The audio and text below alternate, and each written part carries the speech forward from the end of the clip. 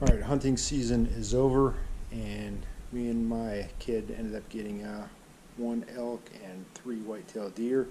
So the freezers are full, and we always make plenty of jerky, but this year we're also going to try some other meat curing processes. We're going to dry cure some meat, some Capocolla. After looking at several different recipes and doing some research online, came up with my own recipe here, which for the salt mix. All right, so we got all these ingredients mixed up in this bowl. I just put this lid on it and shook it up real good. And then we got our 3 sections of meat. What I just have here is a couple sections of backstrap from a smaller deer, a bigger deer, and then a section of elk backstrap.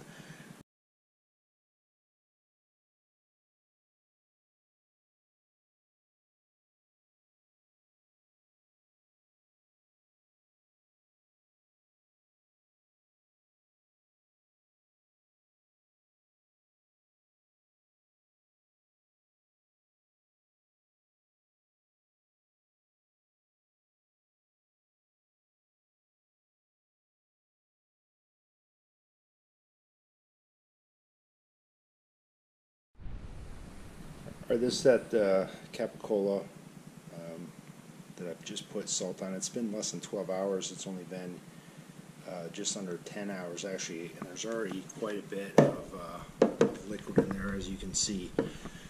So I'm going to pour all this liquid off now, and then flip these hunks of meat over, and then resalt the top with that same salt mixture that I used earlier. Alright, got all that liquid poured off, but I did leave the salt in there that was there, and then just flipped them over and added another layer on top. You can tell that when I flip them over, the meat's already started to get a little bit firmer as it loses that moisture content. So let them sit for another 12 hours, and then I'll do the same thing. Alright, our Capocolla venison backstrap has been sitting in this salt mixture for 48 hours. Every 12 hours I have drained off the liquid, flipped it over, and then added some more salt. So it should be pretty good now. I haven't dumped the liquid in 12 hours, so you can see there's really not a whole lot left. So now we're just going to thoroughly rinse this off.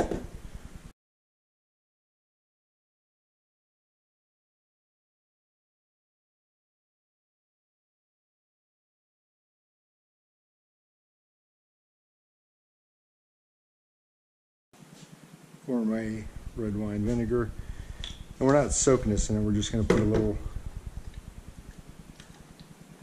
just get a little bit of a covering on all sides.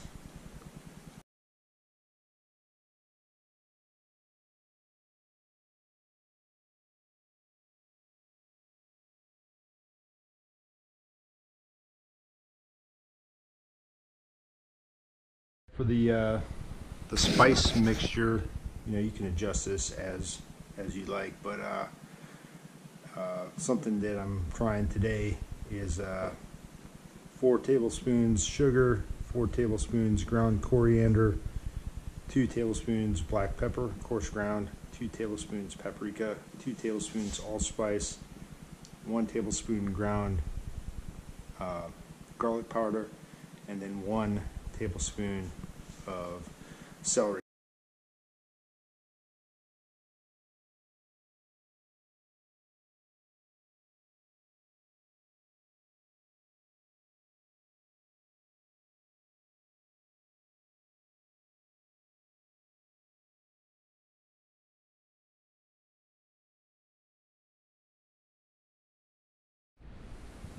Alright, we got all of the seasoning on there, coated on all sides very well.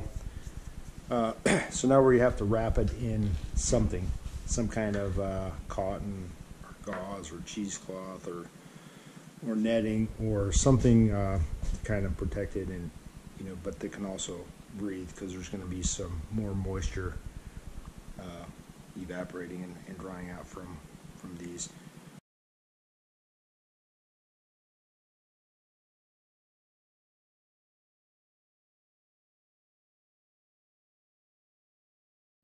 And for tying these up, I mean, you can tie them up any way you want. It doesn't really matter. But me, I just take a piece of string, probably about 6 feet long, tie a little loop on each end, and with this first loop, I just run it back on itself, creating a larger loop like that.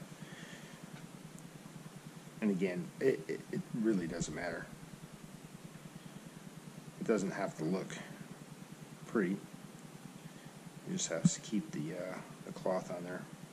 But I think a little bit snug is better than loose.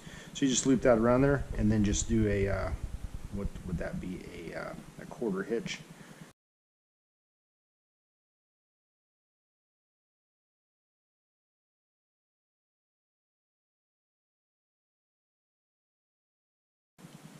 And since I had my other loop in the end here, now I can just hang it up on a nail.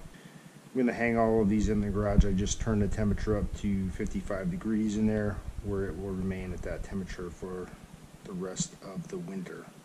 It is now December 3rd, 2022. Merry Christmas. It is December 25th, 2022. And I've got that smallest piece of venison backstrap here. It's been hanging for just over 3 weeks, I think 22 days. So we're going to open this one up, and I notice it's noticeably lighter than it was before. Like I said, I haven't weighed these or anything. I don't get all into so much math and stuff like that. But I think it's definitely dry enough. I'm just a little bit worried it might be actually too dry and maybe even like too hard to cut. But we'll find out here in a minute.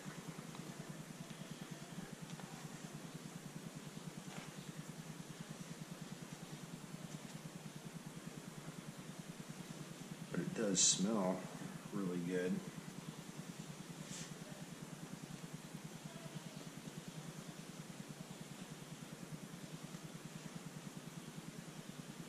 And there it is. 3 weeks hanging in the garage. Temps were always just right, well, between 50 and 55 degrees. But yeah, this is pretty firm to the touch. Noticeably thinner, and this is pretty hard to cut.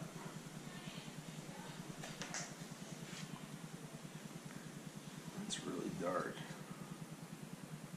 The ones I saw in the other video were not that dark.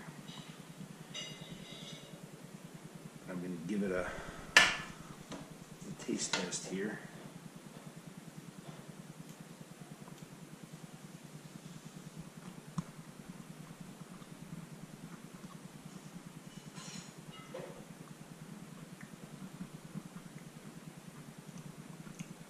So it's a little salty.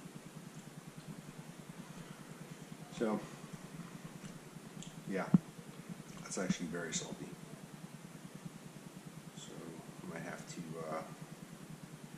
redo my recipe. Maybe I will have to look at doing the equilibrium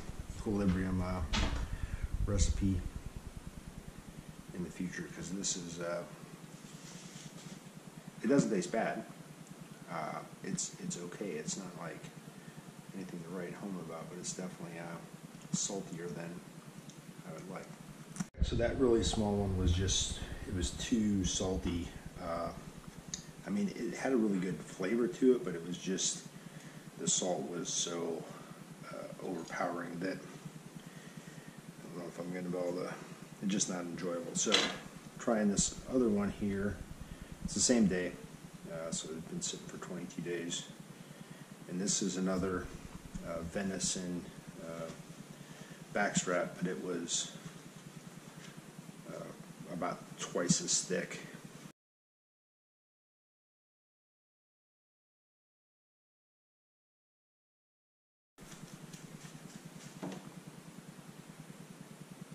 This one has a little bit of red still in the center, whereas the other one was like really dark all the way through.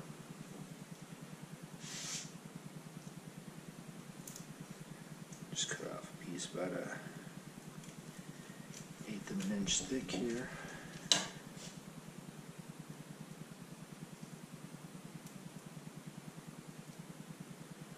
The texture's a lot better on this one. Let's see if it's just as salty though.